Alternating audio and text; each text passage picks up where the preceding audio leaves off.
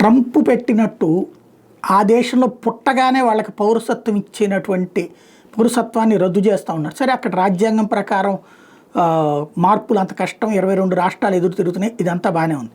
అయితే భారతదేశంలో కావాల్సిన చట్టం ఏంటంటే అబ్బాయి అమ్మాయి ఇక్కడ పెళ్లి చేసుకుని ఇక్కడ కాపురం ఉన్నటువంటి వాళ్ళు, అంటే జన్మతః భారతీయులైనప్పుడే వాళ్ళ పిల్లల్ని భారతీయులుగా గుర్తించే చట్టం కావాలి.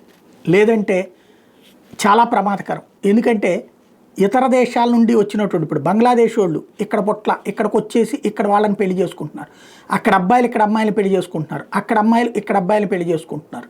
వీళ్ళకి పుట్టే బిడ్డలకి ఈ దేశం మీద ప్రేమ ఉంటుంది, ఆ తల్లిదికే తండ్రికే ఉండట్లేదు. బంగ్లాదేశ్ నుంచి వచ్చినాడు, అట్లా పాకిస్తాన్ నుంచి వచ్చినాడు, బర్మా నుంచి వచ్చినటువంటి వాడు, రోహింగ్యాలు, వీళ్ళందరితో ఇదే సమస్య ఉంది. కాబట్టి వాళ్ళకి ఏమాత్రం ప్రేమ ఉండదు ఈ దేశం మీద, ఇది గుర్తుపెట్టుకోవాల్సినటువంటి అవసరం ఉంది. అదే సందర్భంలో రేపు పొద్దున ఏ పాకిస్తానుడైనా ఇక్కడికి వచ్చేసి చేసుకోవచ్చు కదా. కాబట్టి దాని మీద దృష్టి సారించాల్సిన అవసరం అయితే ఉంది.